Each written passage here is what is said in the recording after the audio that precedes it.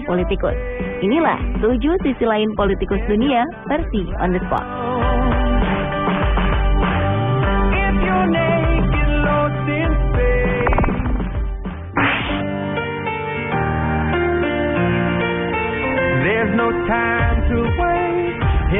Diawali dengan sisi lain dari Presiden Amerika Serikat Barack Obama. Siapa yang tak mengenal sosok presiden berkulit gelap yang karismatik ini? Obama begitu populer dan memiliki dukungan melimpah dari berbagai kalangan. Namun di balik popularitasnya ini, Obama juga memiliki saat-saat kurang mengenakan. Sebagai seorang public figure, apa yang dilakukannya akan selalu menjadi perhatian. Salah satunya adalah hebohnya foto selfie yang dilakukan oleh sang presiden. Foto Obama dan kawan-kawannya begitu menghebohkan saat itu karena dilakukan pada saat prosesi pemakaman Nelson Mandela.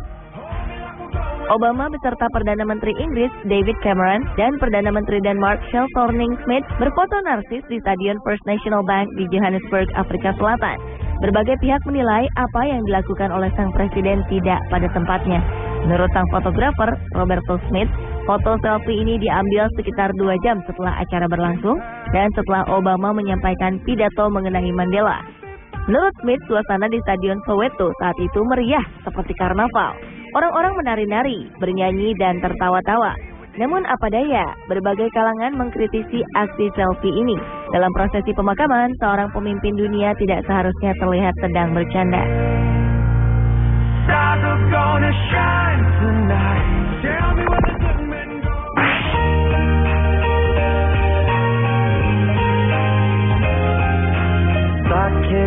Seorang wali kota Spanyol menjadi perbincangan di dunia berkat aksi Robin Hood-nya. Ia merampok sebuah supermarket untuk kemudian menyerahkan hasil rampokannya itu pada rakyat miskin. Wali kota di provinsi Andalusia bernama Juan Manuel Sánchez Gordillo ini tercatat telah 2 kali turut serta dalam aksi penyerbuan di supermarket. Menurut harian setempat, 7 orang telah ditahan setelah menjarah bahan makanan dan keluar tanpa membayar. Sementara sang wali kota menunggu mereka di luar. Yang mengejutkan, wali kota berusia 56 tahun ini tidak ditangkap karena ia merupakan anggota DPR mewakili Andalusia. Aksi perampokan ini dilakukan oleh Juan Manuel akibat semakin memburuknya kondisi ekonomi di Spanyol. Tingkat pengangguran meningkat 15%, membuat Juan Manuel semakin prihatin. Tindakan ala Robin Hood pria berjanggut ini mendapat berbagai kecaman dan cemoohan dari beberapa pihak. Tujuannya memang mulia, namun tetap saja aksinya ini tidak terpuji dan tak patut ditiru.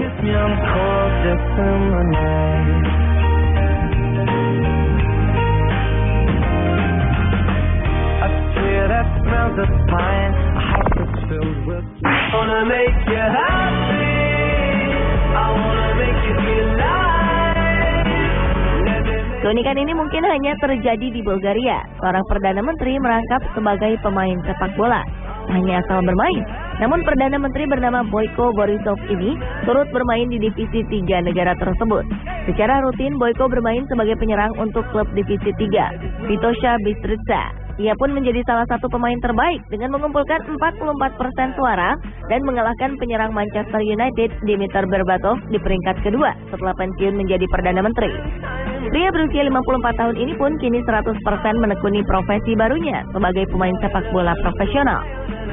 Boyko sebelumnya tercatat menjadi wali kota untuk ibu kota Sofia pada periode 2005 hingga 2009. Kemudian ia menjadi Perdana Menteri Bulgaria pada periode 2009 hingga 2013. Kini di usianya yang tak muda lagi, ia justru menekuni hobi yang telah mendarah daging pada dirinya. Dengan disepakati perjanjian kontrak, maka Borisov akan ikut berkompetisi di musim selanjutnya. Beliau juga memecahkan rekor nasional sebagai pemain tertua yang pernah bermain di dalam kompetisi sepak bola di negara Bulgaria.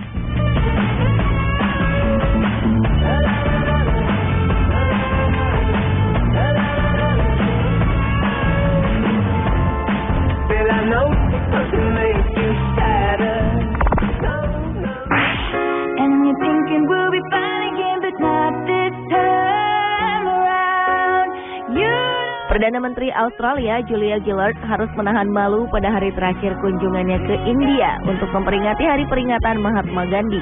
Pasalnya Julia jatuh terjerembab dengan wajah menghadap ke tanah tatkala hendak memasuki istana kepresidenan. Rupanya sepatu hak tingginya terbenam ke dalam tanah dan ketika ia hendak menarik kakinya, sepatu ini tersangkut dan menyebabkan hilang keseimbangan. Apa yang terjadi di New Delhi ini ternyata bukanlah yang pertama. Julia Gillard beberapa kali sempat bermasalah dengan sepatu bertumit tinggi miliknya. Sebelumnya ia pernah kehilangan sepatunya ketika menghadiri demonstrasi suku Aborigin di Canberra, Australia. Sementara 2 bulan sebelumnya, ia sengaja meninggalkan sepatunya di panggung tatkala menghadiri acara pertemuan di Custom House, Sydney, Australia.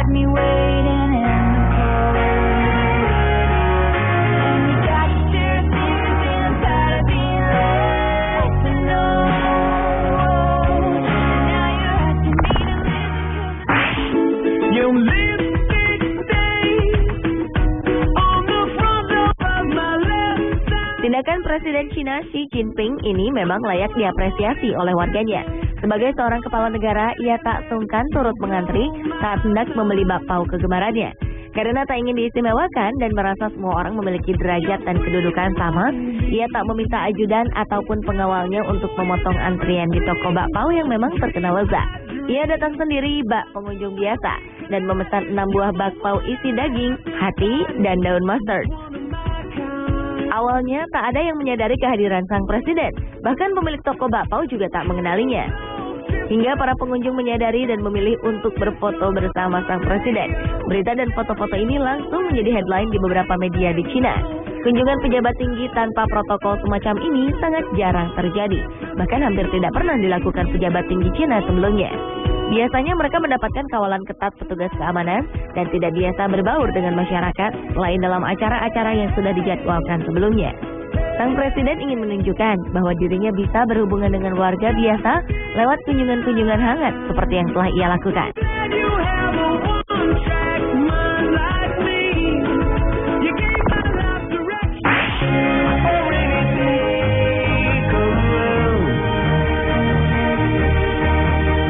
Perdana Menteri Norwegia menyamar sebagai sopir taksi di ibu kota di kota Oslo. Dari beberapa penumpang, hanya ada 1 orang yang menyadari bahwa sang sopir adalah Perdana Menteri mereka. Rupanya hal ini sengaja dilakukan oleh Perdana Menteri bernama lengkap Jens Stoltenberg ini demi mendengar secara langsung keluhan warganya. Ia ingin mendapatkan jawaban yang sebenar-benarnya dari warga. Dengan bermodal pakaian seragam ala supir taksi dan kacamata hitam, sang Perdana Menteri dengan santai bercengkrama dengan penumpangnya. Aksi konyol Jens juga dilengkapi dengan video kamera pengintai CCTV guna merekam pembicaraan dengan rakyatnya. Ia pun dengan senyum menanggapi ucapan penumpang yang mengatakan bahwa ia adalah supir taksi yang sangat buruk. Perdana Menteri kelahiran Oslo ini mendapatkan berbagai manfaat dari kegiatan belusukan rahasianya sebagai seorang supir taksi. Salah satunya adalah mendengar sendiri keluhan warganya dan apa saja yang menjadi masalah di negara yang dipimpin olehnya. Perdana Menteri berwajah tampan kelahiran 16 Maret 1959 ini mengakui bahwa masih banyak tugas kenegaraan yang harus ia selesaikan dengan baik agar kesejahteraan warganya bisa merata sampai ke pelosok negeri.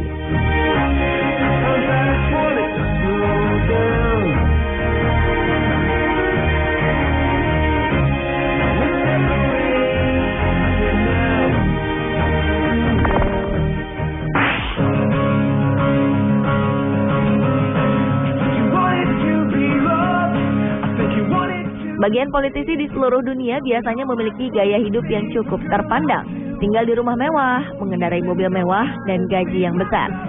Namun semua kemewahan ini tak berlaku bagi Presiden Uruguay Jose Mujica. Sejak dilantik menjadi presiden pada 2010 silam, politisi berusia 77 tahun ini mendonasikan 90% gajinya setiap bulan untuk berbagai kegiatan amal.